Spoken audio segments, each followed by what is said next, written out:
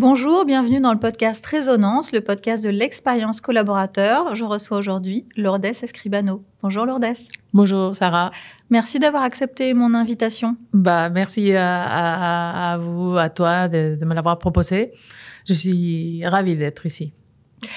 Comme on se connaît, j'aime bien mettre les auditeurs dans la confidence. En fait, c'est Sarah Rotondo avec qui j'ai travaillé, qui m'a proposé ta candidature. Elle était curieuse d'entendre ta vision de l'expérience collaborateur et elle pense que voilà, on a beaucoup de choses à apprendre de toi.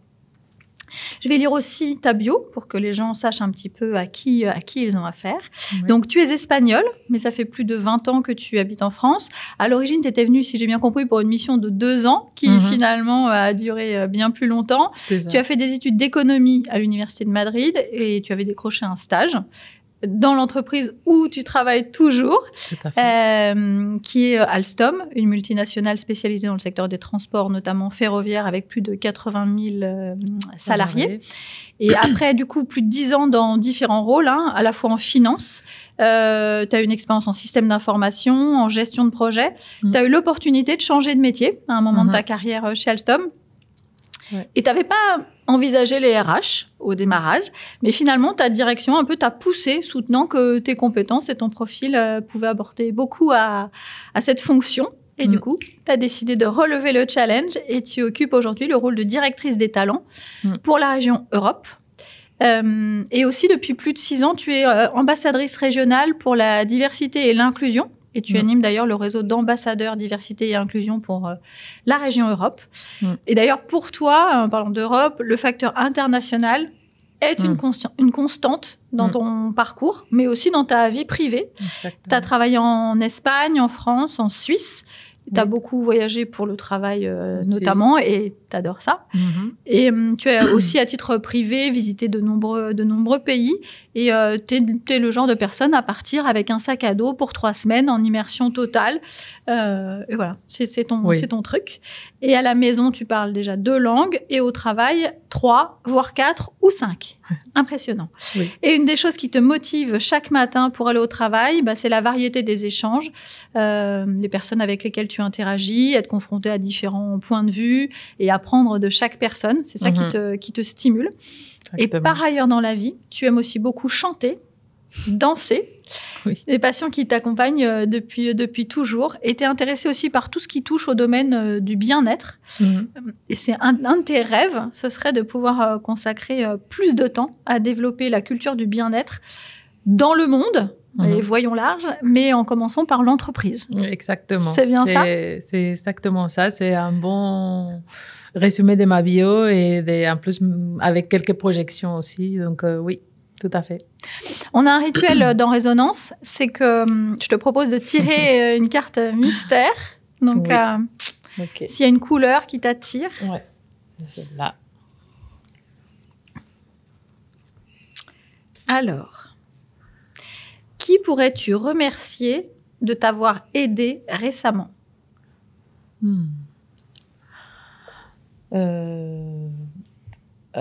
Je réfléchis un peu. Parce que m'avoir aidé. Je pense que mon fils et mon conjoint m'aident beaucoup dans les jours à jour parce que on a beaucoup d'échanges et pour des choses banales ou sans trop d'importance, mais parfois aussi, souvent avec mon conjoint, mais même avec mon fils, je vais demander du conseil pour des situations au travail, mais aussi des familles, etc. Et je trouve que leur point de vue ça m'aide à justement avoir un autre point de vue parce que tous les deux ils sont très différents à moi, il faut le dire. Et oui, donc si je pense à quelque chose, ça sera à eux parce que voilà, on est tous les jours ensemble, donc c'est peut-être à eux que je pense en premier. Mais bon. Les enfants sont souvent rafraîchissants. C'est vrai qu'ils ont une vision tellement éloignée parfois de nous. Oui. Donc dans le podcast, on parle de l'expérience collaborateur. Ta définition, toi, de l'expérience collaborateur? Ma définition et puis on va dire un point de vue classique, c'est un ensemble d'interactions et d'émotions vécues par le collaborateur dans l'entreprise tout au long de sa carrière, de son parcours dans l'entreprise, et parfois même, parce qu'il y a différents points de vue aussi, même avant d'intégrer l'entreprise, quand on commence à prendre contact, à se renseigner, et aussi après l'entreprise. Donc ça, c'est on va dire une définition que je donnerais très générale. Après, je dirais qu'il y a deux composants importants. Un, c'est qui font partie de l'expérience collaborateur, c'est d'une part les événements principaux dans la carrière, donc quand on est recruté, les premiers jours de travail, quand on a fait une mobilité en interne ou quand on a changé de contrat. Donc c'est des moments clés. Mais c'est aussi l'expérience collaborateur, c'est le quotidien. Donc la cantine, ça forme partie de l'expérience collaborateur. Le comité d'entreprise, les collègues, bien évidemment, et la relation, l'environnement. Et pour en finir, est très important aussi de l'expérience collaborateur, ce qui fait l'entreprise, parce que ça va aussi jouer les propos de l'entreprise, la mission de l'entreprise, ça joue aussi dans l'expérience que chaque collaborateur a. Donc voilà comment je définirais l'expérience collaborateur. Oui, c'est à la fois des moments clés et en même temps le quotidien de travail. C'est ça. Ça devient de plus en plus rare. Ça fait assez longtemps que tu travailles pour cette entreprise, hein, c'est ce que tu disais. Ça devient quand même de plus en plus rare dans les parcours. Qu'est-ce qui, d'après toi, justement, dans ton parcours, a façonné ta propre vision, toi, de l'expérience collaborateur et qui explique peut-être que tu es toujours dans cette entreprise? Oui, c'est vrai que oui, ça va faire en janvier 25 ans que je suis chez Alstom, donc c'est énorme. Bravo pour ça. Énorme. Et oui, mon expérience collaborateur a été très bonne. Donc, c'est sûr que c'est pour ça que je continue et que je suis restée. Et je crois que si je devais, si je devais citer les raisons qui font que mon expérience collaborateur a été très bonne, et pourquoi je suis encore dans cette entreprise, je dirais que une des plus importantes, c'est l'ambiance au travail, la relation que j'ai eue avec mes collègues, avec mes managers hiérarchiques, avec l'organisation. Ça s'est toujours bien passé. Et c'est très important quand on y va, quand on y passe autant de temps, d'avoir une bonne ambiance au travail.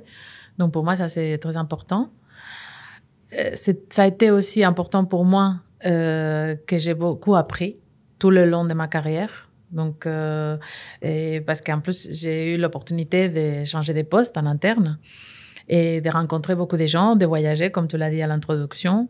Et ça enrichit ton expérience le jour à jour. Et voilà, ça te motive pour le pas d'après, etc. Donc, ça, c'est quelque chose. Et c'est sûr que pour, on va dire, la dernière période que je suis en train de vivre, ça a peut-être aussi, ça a été décisif pour me faire rester plus longtemps.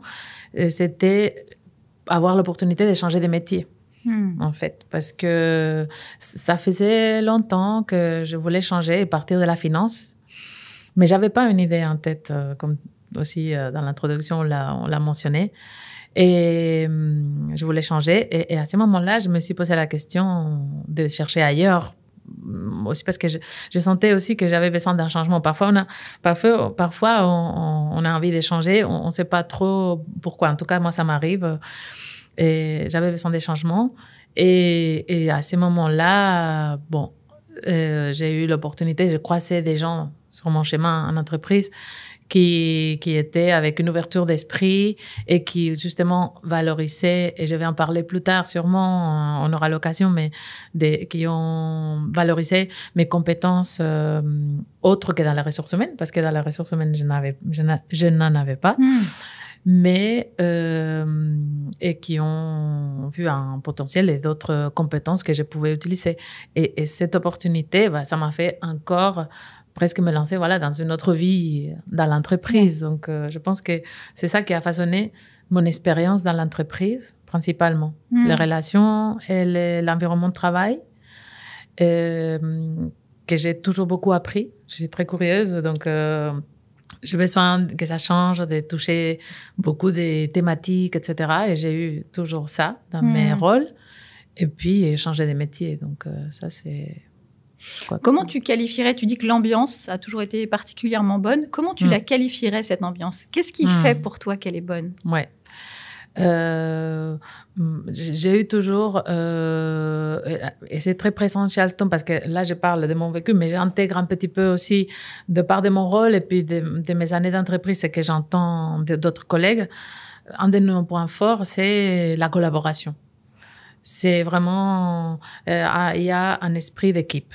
Il y a et donc et pour moi c'est très important d'avoir cet échange avec des collègues et pas travailler chacun dans son coin. Donc pour moi c'est très important.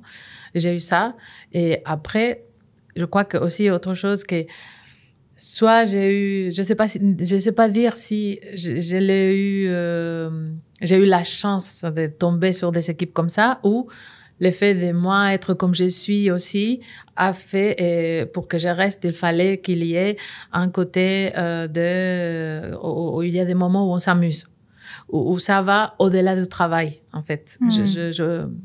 Moi, je sais que parfois ça peut être un avantage, un inconvénient. Moi, j'arrive pas trop à faire la séparation entre la vie professionnelle, la vie. J'ai fait une partie, bien sûr, mais je vais parler assez facilement de ma vie personnelle, surtout à mes collègues proches. Et j'apprécie aussi quand ils partagent avec moi. Et ça, je l'ai eu aussi. Donc, pour moi, ça fait une expérience collaborateur. Et puis, l'ambiance au niveau de me sentir aussi valorisée, d'avoir, comme j'ai évolué, et on m'a aussi finalement démontré, non, en me donnant ces opportunités, que j'étais valorisée et que donc ça aussi ça m'a fait des beaux signes de reconnaissance de tes compétences. Et puis j'ai entendu dans ce que tu mentionnais précédemment, le fait que tu venais de la finance, donc pas nécessairement d'expérience en RH, mais que des gens ont su lire au-delà de ton CV, au-delà de ton parcours, et plutôt de voir les compétences, en tout cas c'est ce que j'en comprends, les compétences transverses que tu avais, qui pouvaient être importées dans les RH et que tu avais développées grandement déjà en finance. Et donc des gens, des leaders un peu qui sont capables de voir ça. C'est ça, oui. Et j'entends aussi quelque chose autour de la convivialité et effectivement cette création de liens au-delà de, si tu peux m'envoyer le dossier, un tel et un tel, quelque chose d'un tout petit peu plus personnel, sans nécessairement rentrer dans la vie privée, mais en tout cas, des choses de soi qu'on amène aussi au travail et qui font que la relation est différente.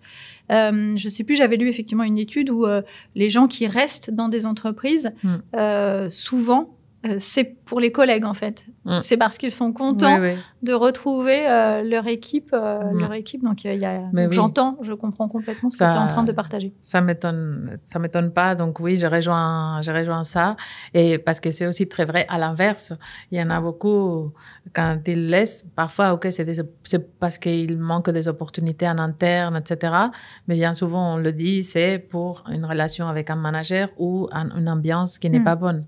Donc en tout cas, le secret pour une forme de longévité, j'ai envie de dire, de carrière, c'est à la fois l'ambiance, à la fois des signes de reconnaissance, à la fois dans l'évolution, dans le salaire, et aussi le fait de progresser intellectuellement, d'apprendre, de se former.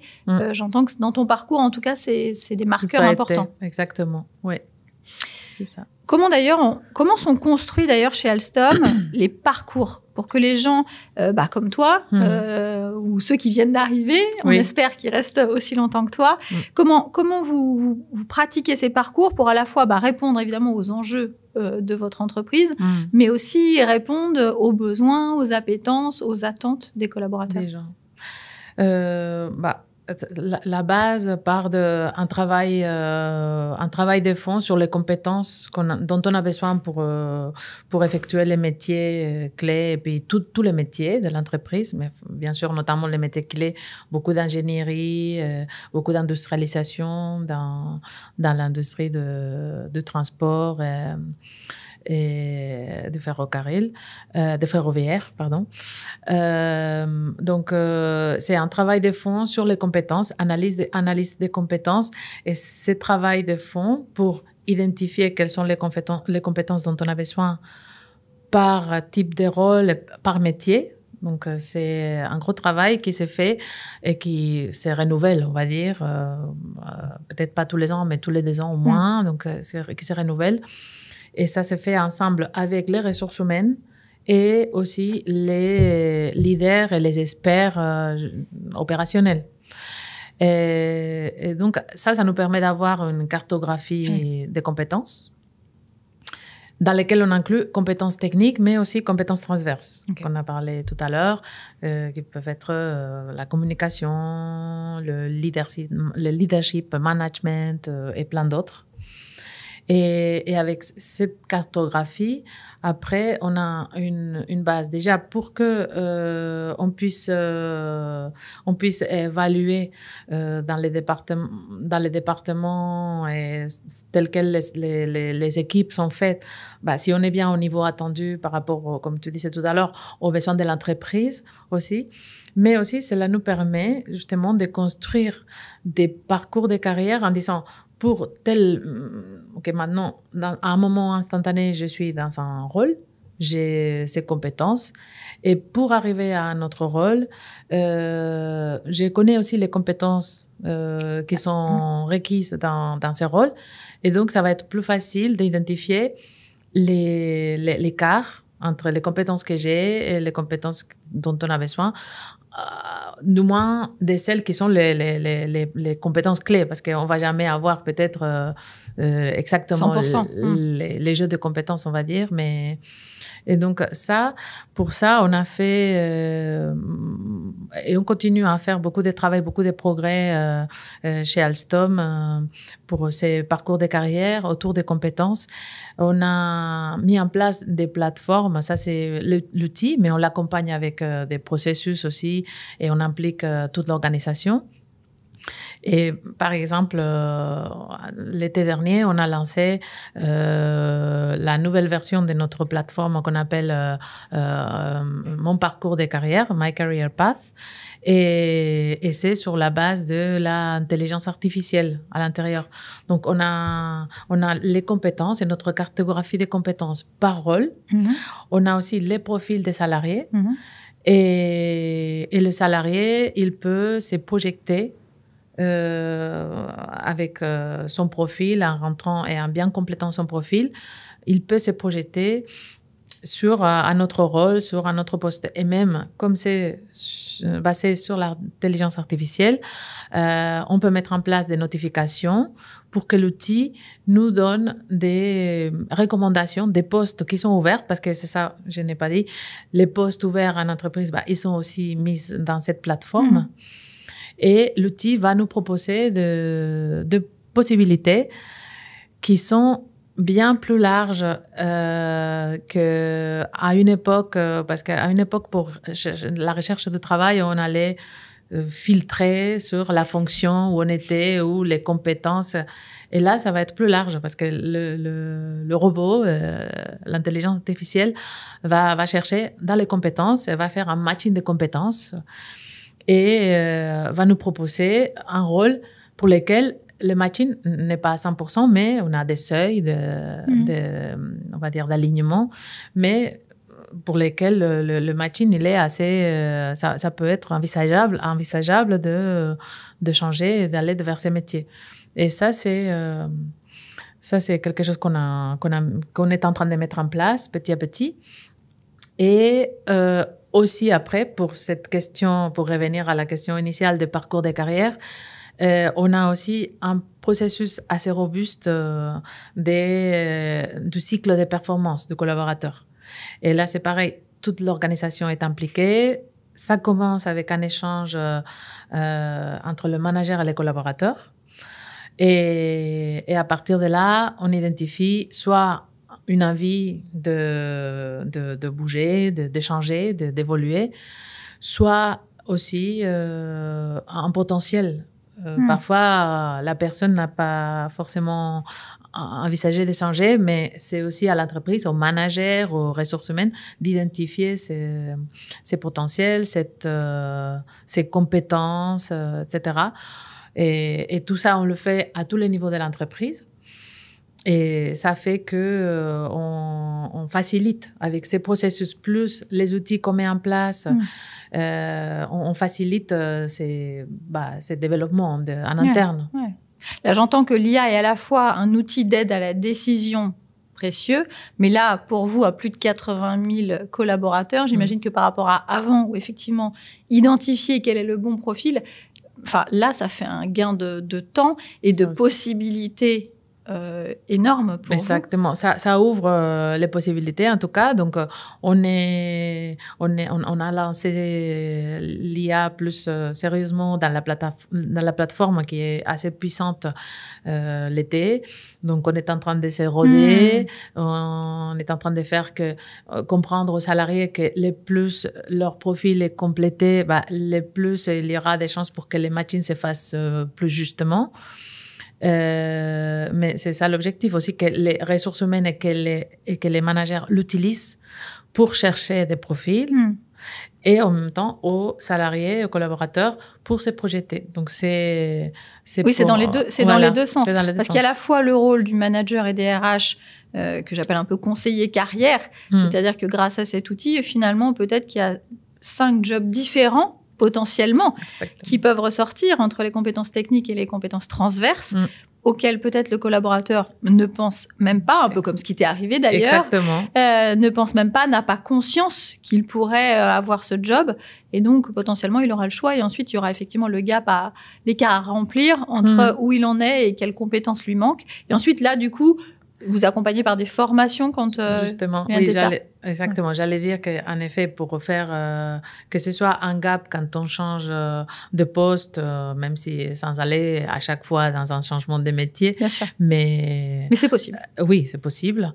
Et donc, on a une plateforme également avec une offre, une plateforme, une organisation, parce que ça commence par l'organisation. On a une organisation de formation en interne très puissante avec des représentants dans toutes les régions et que d'un côté, ils collectent les besoins du business et d'un autre, ils produisent et en tout cas, ils mettent à disposition des formations pour couvrir ces besoins.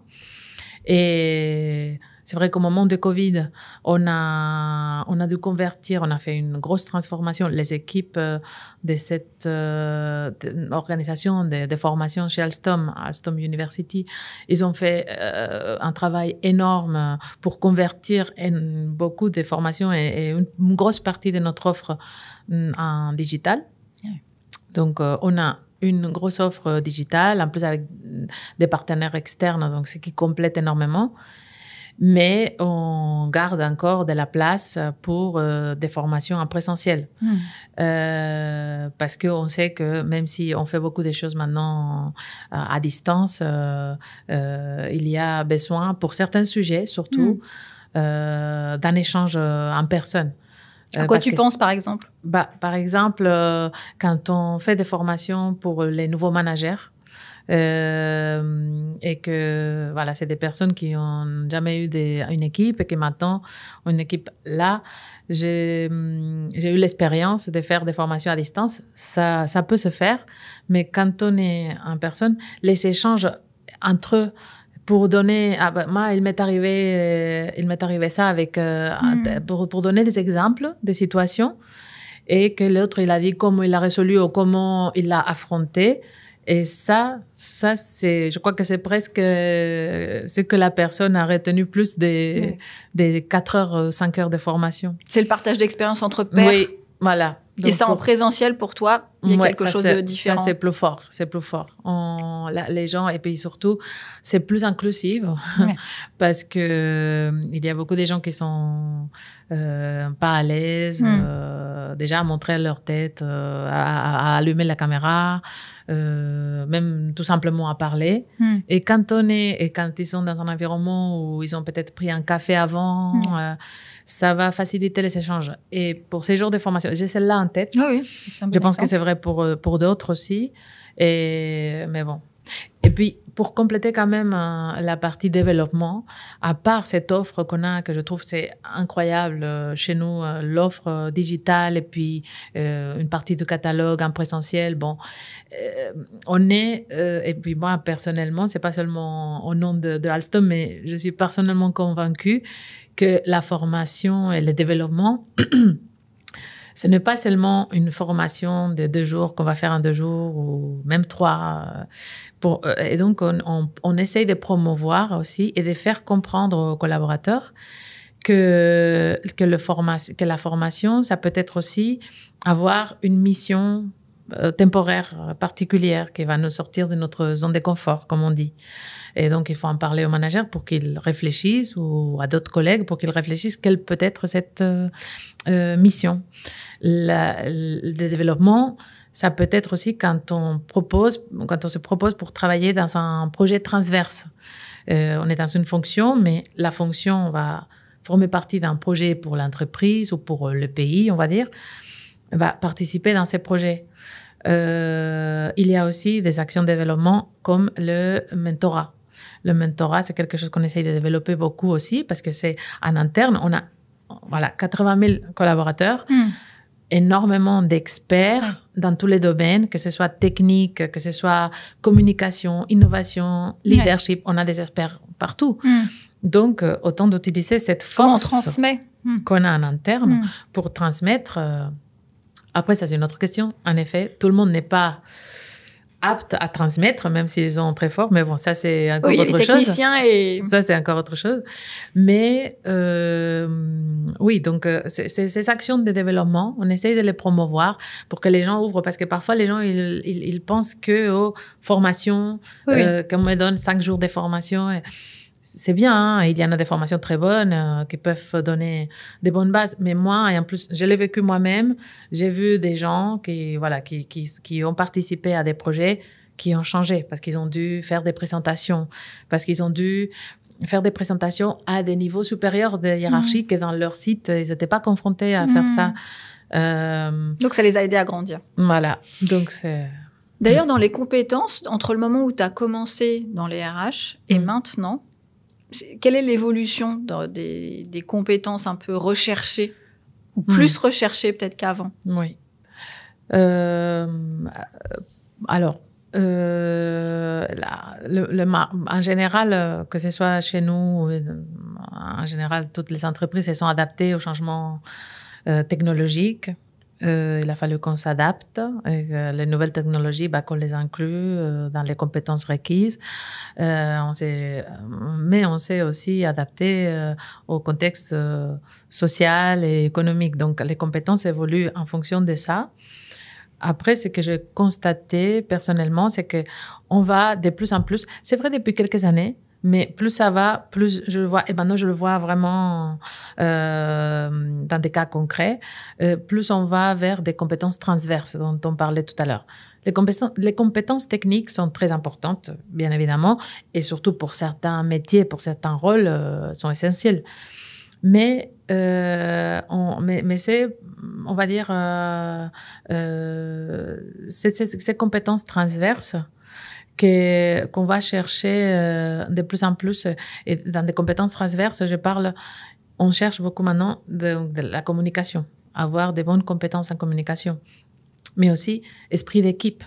Parce qu'on sait que même si on est très bon techniquement, mais si on ne peut pas travailler en équipe, ça ne va pas aller dans un département. Donc, le travail en équipe. Très importante aussi, la compétence de l'adaptabilité. Ça, c'est quelque chose, pour nos leaders, c'est essentiel, mais je crois que c'est vrai, ça pourrait s'appliquer à tout le monde. Et même, je le dis aussi même à mon fils, parfois, c'est une compétence très importante de savoir s'adapter parce qu'un jour, il a un prof, l'année d'après, il a un autre, et il faut savoir s'adapter. Pareil avec ses copains des classes. Et donc, bon, c'est juste pour faire la petite référence, mais je crois que c'est vrai à tous les niveaux. Cette adaptabilité est essentielle. Donc oui, j'ai vu que il y a donc que ça vient un peu plus en puissance, les compétences, les soft skills. On parle beaucoup des soft skills et compétences transverses, ça d'une part, et d'une autre. L'évolution que je vois, c'est dont on a parlé tout à l'heure avec l'outil. C'est qu'on est moins, et ça aussi, ça me plaît, ça va bien avec la façon que j'ai de travailler et de penser. On essaye en tout cas d'aller moins vers les silos on a travaillé dans la finance et donc il faut toute la vie faire dans la finance. Et ça, c'est l'exemple, c'est cet outil dont on a parlé tout à l'heure. Et l'outil, il est très moderne et c'est vers là où on va. Donc, ça démontre aussi où on va. C'est une tendance qui vient, c'est des compétences. C'est des compétences dans le sens large, sans dire je suis spécialisée à tel ou tel métier. Je vois ça comme changement. Que là, on va évaluer beaucoup de compétences et on va essayer de faire un matching. Et justement, en essayant aussi que ces matchings s'adaptent aux nouveaux rôles qui sont créés par ces changements technologiques et sociaux. Toi, d'ailleurs, dans les formations, tu avais eu l'occasion de suivre une formation qui s'appelle Posture Coach. En quoi ça influence ton approche des collaborateurs et des leaders avec qui tu interagis? Oui, j'ai eu l'opportunité de faire cette formation en interne. C'était une formation courte, mais très, très dense et très bien faite. Je trouvais ça très efficace. Et bon, ça m'a ouvert. Je me suis rendu compte que déjà, dans le cadre de mon travail, il y avait des réflexes et des actions que je faisais qui allaient vers cette, comme on dit, posture de coach, quand j'avais des échanges avec les managers dans mon rôle plus opérationnel des ressources humaines. Je faisais déjà du coaching, un peu, on va dire. Je ne vais pas prétendre que j'étais coach, mais voilà, c'était quelques réflexes, on va dire, dans les échanges. Mais cette formation m'a permis de comprendre mieux les intérêts, d'avoir certains réflexes, de poser les questions d'une façon et pas d'une autre. Donc, ça m'a compris de comprendre mieux les intérêts. Et les intérêts, pour que quand on ait des échanges, la personne réfléchisse et la personne, même parfois, elle trouve vers où aller dans son développement et mieux comprendre, avoir ces moments de réaliser en le guidant avec ça. Donc, et ce qui m'a permis cette formation, c'était, après, j'ai eu la chance de pouvoir l'appliquer tout de suite, parce que c'était dans le cadre d'un projet qu'on a été formé, moi et d'autres collègues, et dans le cadre d'un projet pour faire une évaluation d'une sélection des leaders de notre entreprise. Et j'ai dû le mettre tout de suite en pratique. J'ai pu le mettre en pratique et avec ces échanges, parce que je devais faire un débrief du résultat de cette évaluation. Et donc, c'était pas tout le temps facile. Il y avait des gens qui accueillaient bien les résultats, mais il y avait d'autres plus réticents aux résultats, plus sceptiques à la méthodologie peut-être.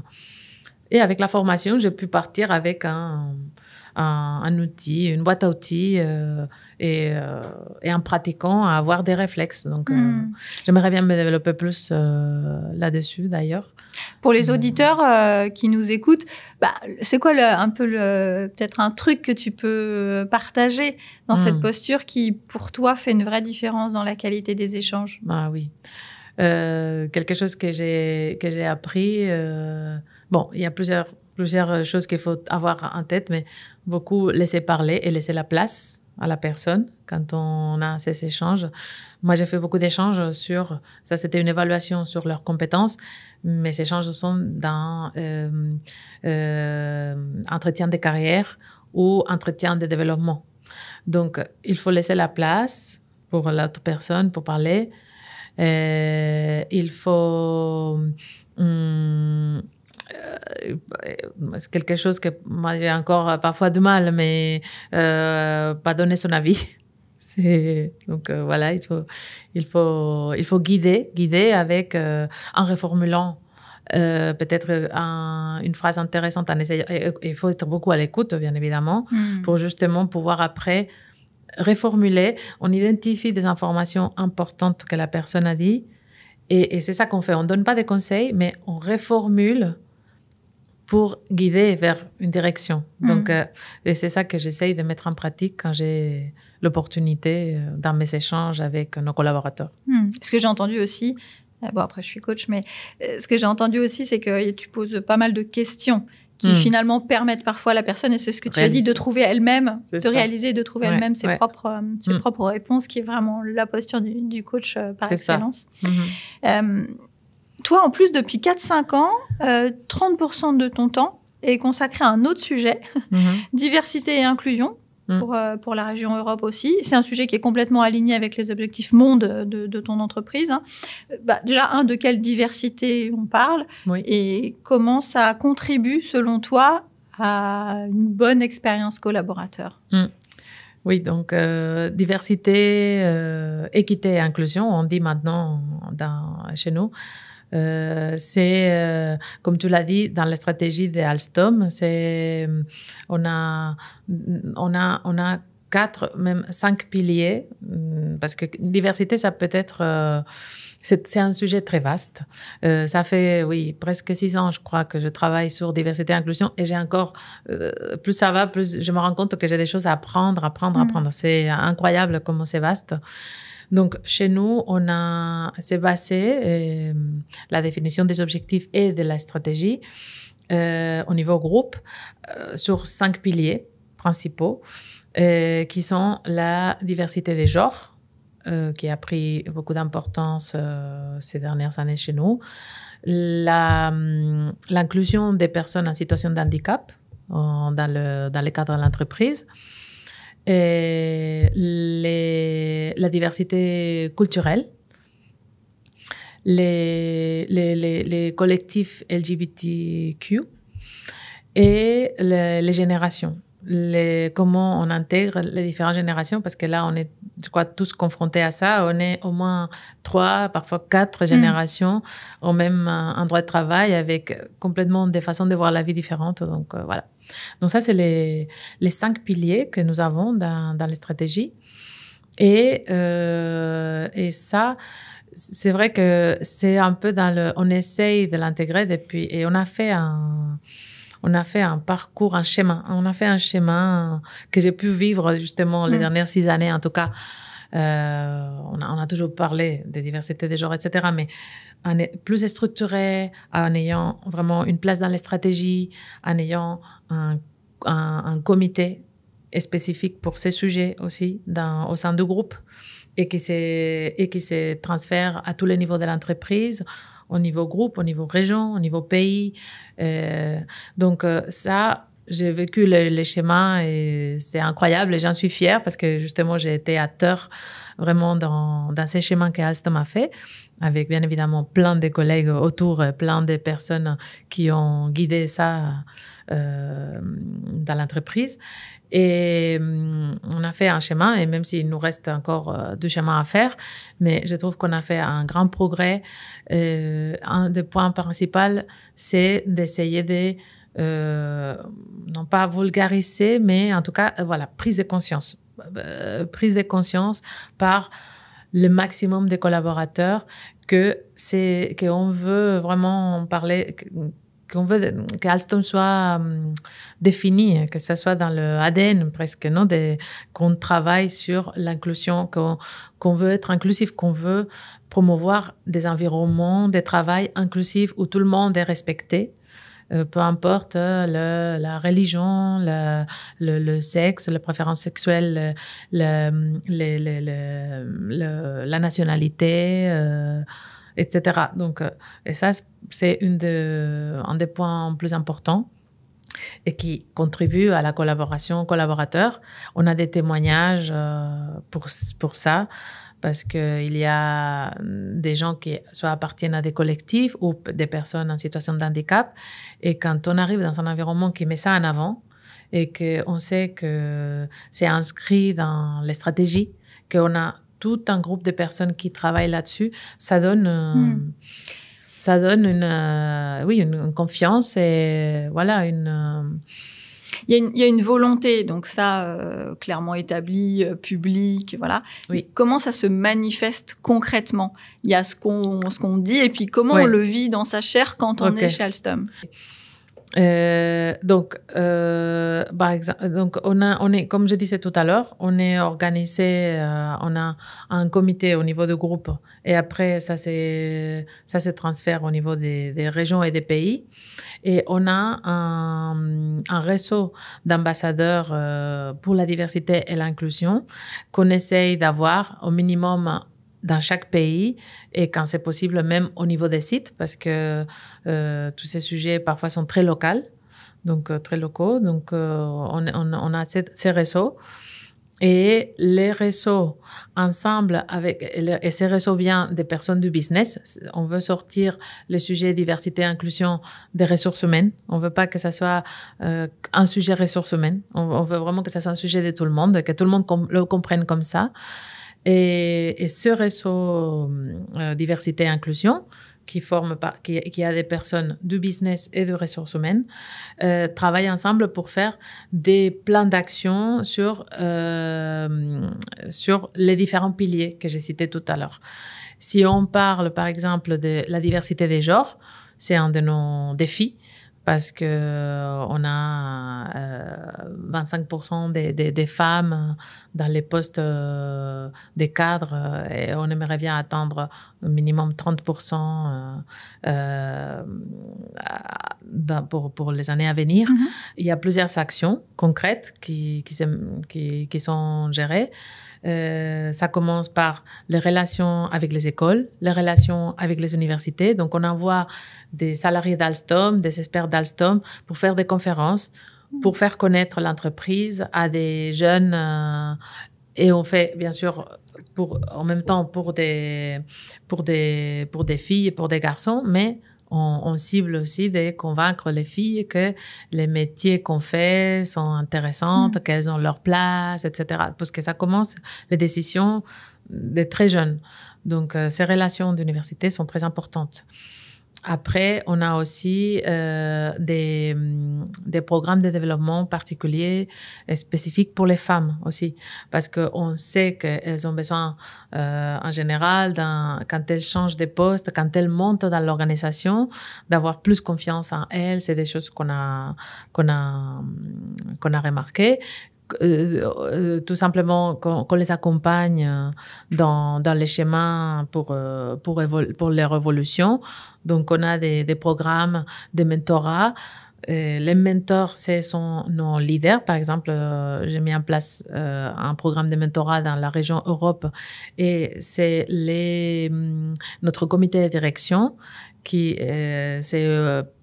s'est porté volontaire pour être mentor d'une sélection des femmes. Et ça va faire la troisième année qu'on le lance, le cohorte.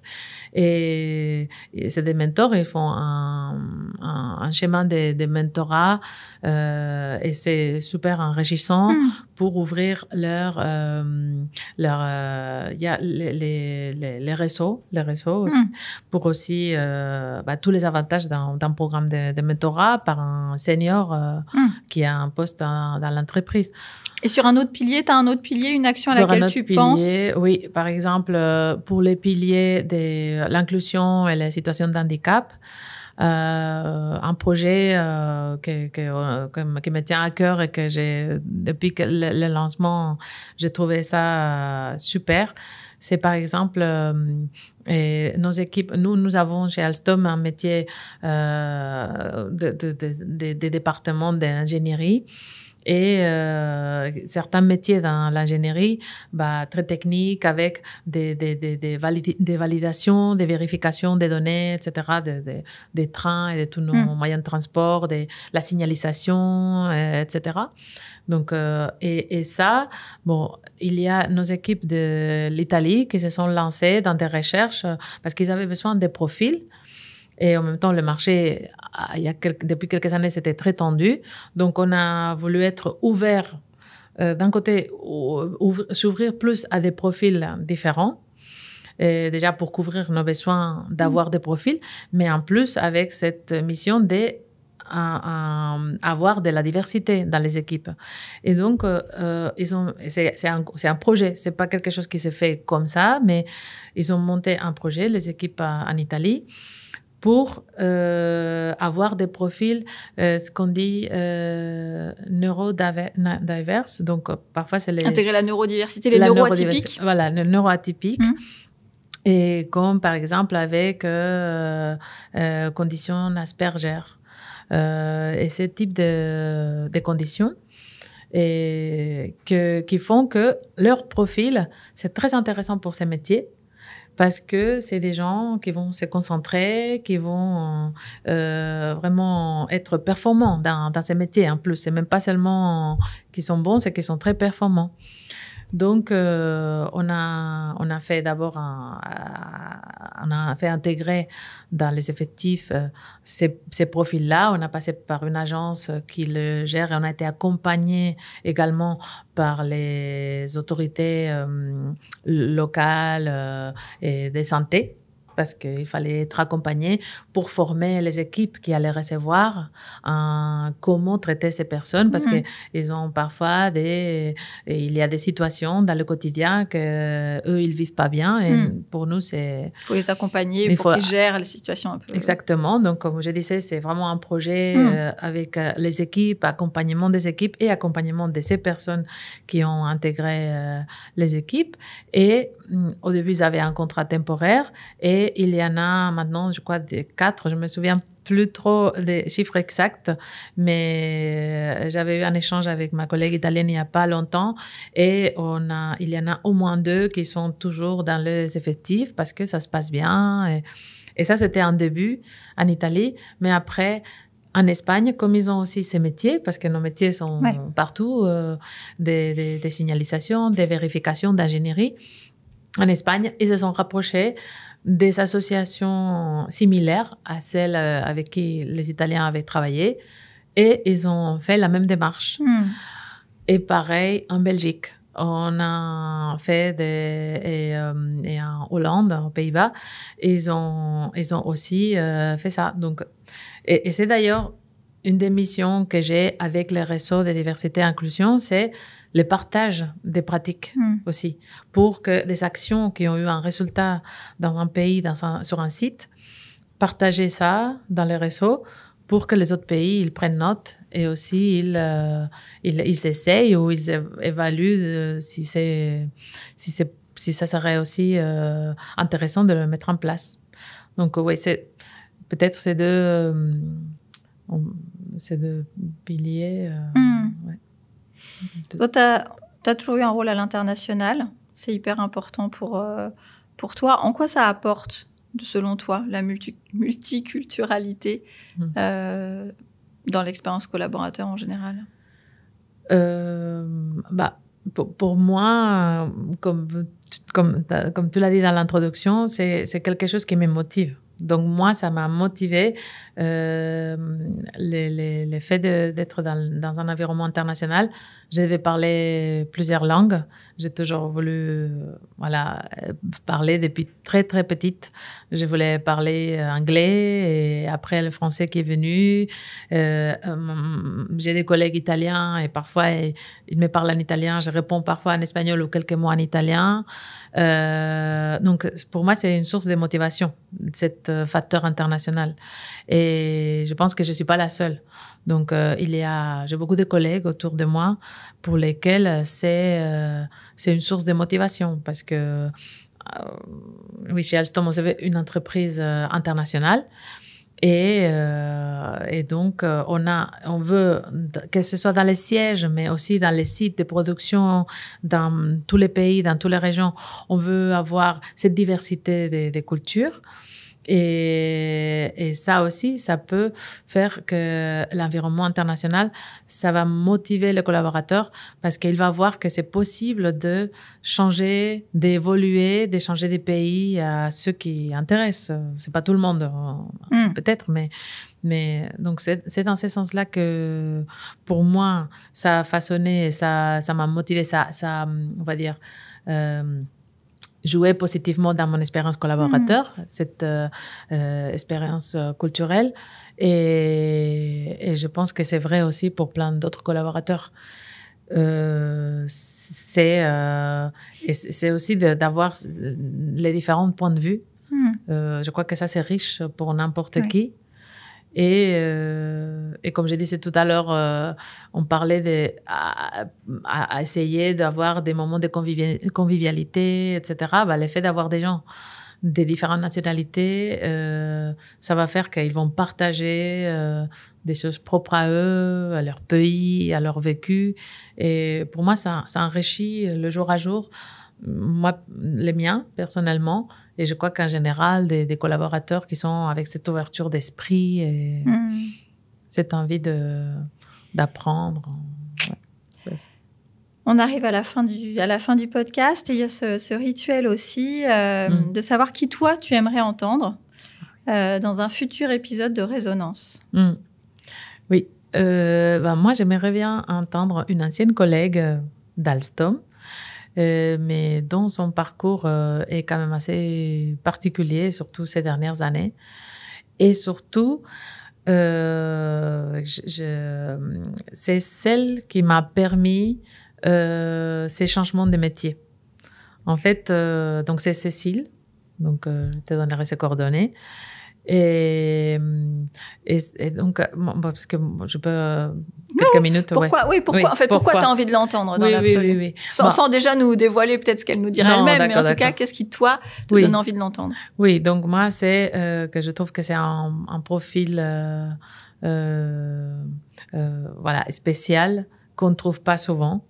Et en entreprise, en tout cas, et quand on arrive à un certain niveau de l'organisation, c'est quelqu'un avec qui j'ai eu des moments justement de partage, de convivialité, de rire.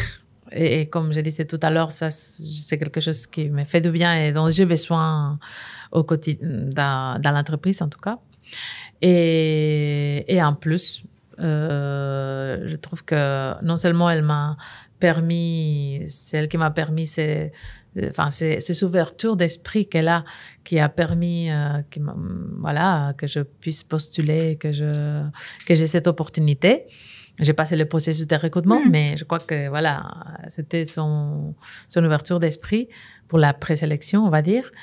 Et aussi, en plus, mais ça, du coup, je laisse, les dernières années de son parcours sont incroyables, atypiques, très intéressants. Donc, avec une vision d'expérience collaborateur intéressante pour les auditeurs. Oui. En tout cas, merci beaucoup, Lourdes, d'être venue dans Résonance. À vous. Oui. Et puis, au revoir, bonne journée à tous et à bientôt dans un nouvel épisode.